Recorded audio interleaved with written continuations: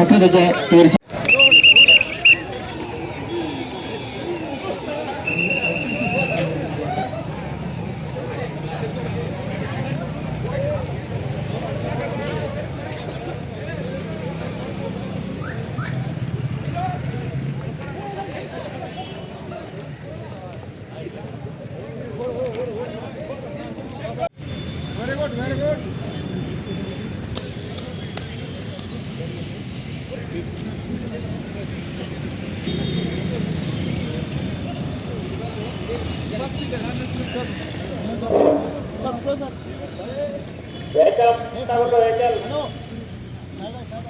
ಅಲ್ಲೇ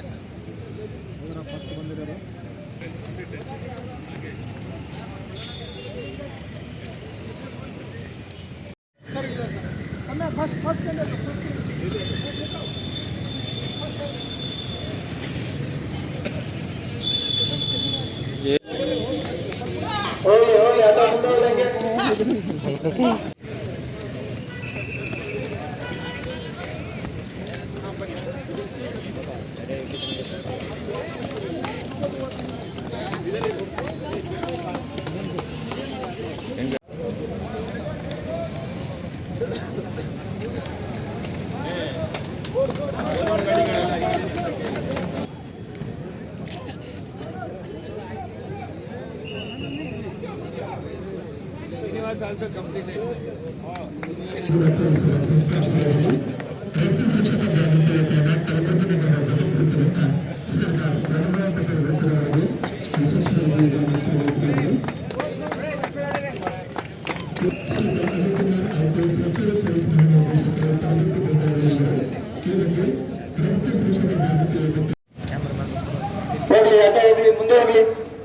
ಮುಂದೆ ಹೋಗಿ ಆ ಕಡೆ ನೋಡು.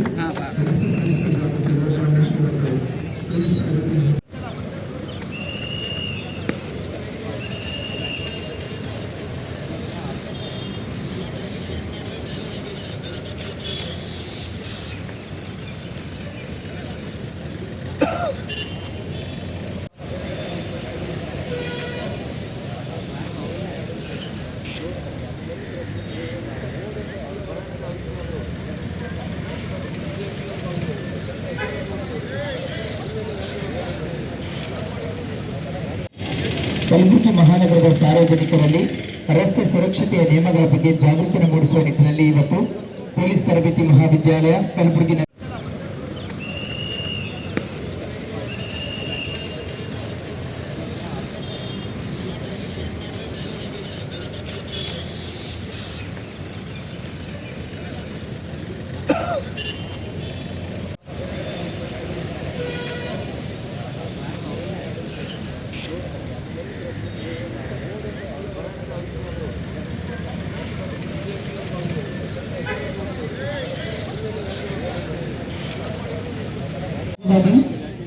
ವಿಶೇಷವಾಗಿ ಇವತ್ತು ನಮ್ಮೆಲ್ಲರ ಮಧ್ಯೆ ದಿನ ಉಪಸ್ಥಿತರಾಗಿ ಶ್ರೀಯುತ ಅನಿಲ್ ಕುಮಾರ್ IPS ಹೆಚ್ಚುವರಿ ಪೊಲೀಸ್ ಮಹಾನಿರ್ದೇಶಕರು ತರಬೇತಿ ಬೆಂಗಳೂರು.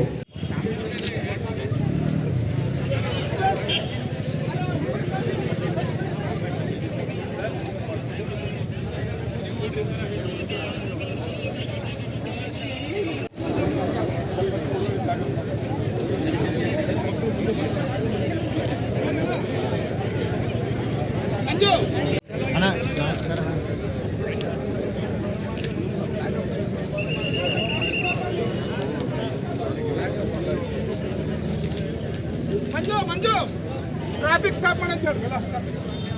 ಸಂಚಾರಿ ಪೊಲೀಸರು ದಯವಿಟ್ಟು ಟ್ರಾಫಿಕ್ ಅನ್ನ ನಿಲ್ಲಿಸಬೇಕಾಗಿ ವಿನಂತಿ ತಮ್ಮ ಹತ್ರ. ಡಿಜಿಪಿ ಟ್ರೈನಿಂಗ್ ಸಾಹೇಬರಿಗೆ ಮತ್ತು commissioner of police Kalaburagi city Chetan sir ಅವರಿಗೆ, SP ಕಲಬುರಗಿ ಅತುಲ್ ಶ್ರೀನಿವಾಸ್ ಅವರಿಗೆ, DCPCR ಹೆಡ್ ಕ್ವಾರ್ಟರ್ಸ್ ಅರುಣಾಂಶ್ ಗಿರಿ ಅವರಿಗೆ, ಆ್ಯಂಡ್ ಇದು ಸ್ಪಾನ್ಸರ್ ಮಾಡಿ ನಮಗೆ ಸಹಕಾರ ಕೊಟ್ಟ United hospitals chairman doctor Vikram ಮತ್ತು ಡಾಕ್ಟರ್ ವೀಣಾ ಮೇಡಮ್ ಅವರಿಗೆ ಎಲ್ಲರಿಗೂ, ಮತ್ತು ಇದರಲ್ಲಿ ಪಾರ್ಟಿಸಿಪೇಟ್ ಮಾಡಿದ ಎಲ್ಲ ನಮ್ಮ ಟ್ರೈನೀಸ್ ಮತ್ತು KSRP, DRDR ಮತ್ತು ಸಾರ್ವಜನಿಕರಿಗೆ, ಮಾಧ್ಯಮದ ಮಿತ್ರರಿಗೆ ಎಲ್ಲರಿಗೂ ನಮಸ್ಕಾರಗಳು. ನಮ್ಮ ADGP ಟ್ರೈನಿಂಗ್ ಸರ್ ಅವರಿಗೆ ರಸ್ತೆ ಸುರಕ್ಷತಾ ವಿಚಾರವಾಗಿ ತುಂಬ ಕಾಳಜಿ ಇದೆ.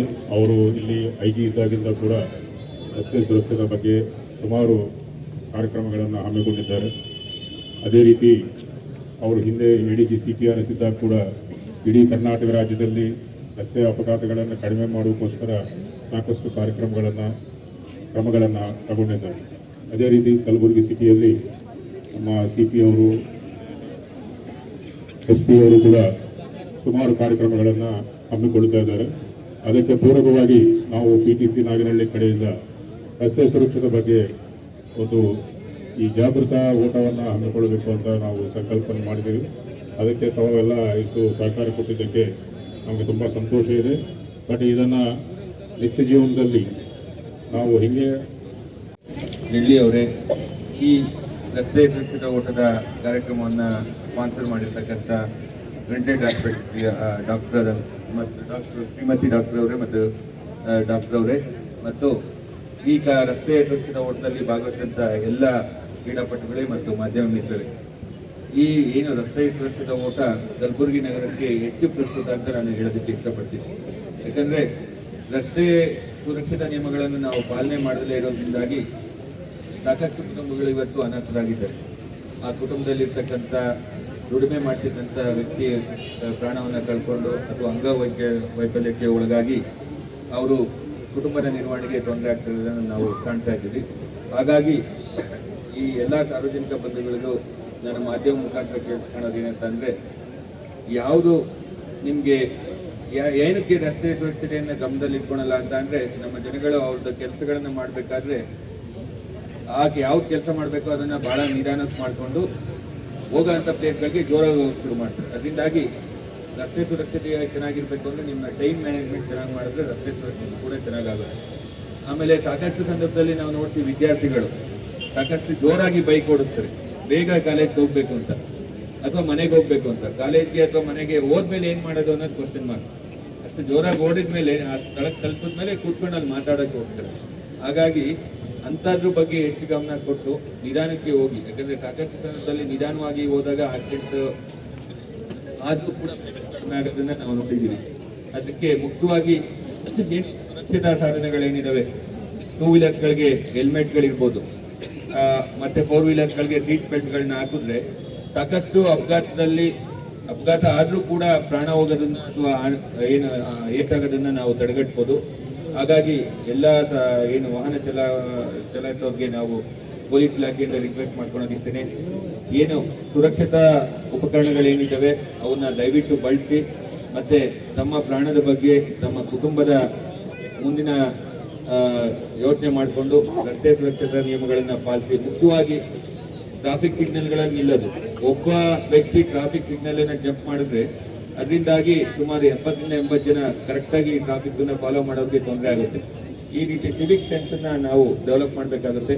ಹಾಗಾಗಿ ಎಲ್ಲ ಕಲಬುರಗಿಯವರು ರಸ್ತೆ ಟ್ರಾಫಿಕ್ ಸಿಗ್ನಲ್ಗಳನ್ನು ಫಾಲೋ ಮಾಡೋದಿರ್ಬೋದು ಅಥವಾ ಬೇರೆ ನಮ್ಮ ಆಟೋ ಡ್ರೈವರ್ಸ್ಗಳು ಮುಖ್ಯವಾಗಿ ಕಲಬುರಗಿ ನಗರದಲ್ಲಿ ಎಲ್ಲಿ ದಾರಿನಲ್ಲಿ ಅಲ್ಲಿ ನಿಲ್ಲಿಸಿ ಜನಗಳನ್ನ ಹತ್ತಿಸ್ಕೊಳ್ತಕ್ಕಂಥ ಒಂದು ವ್ಯವಸ್ಥೆಯನ್ನು ಮಾಡ್ಕೊಂಡಿದ್ದಾರೆ.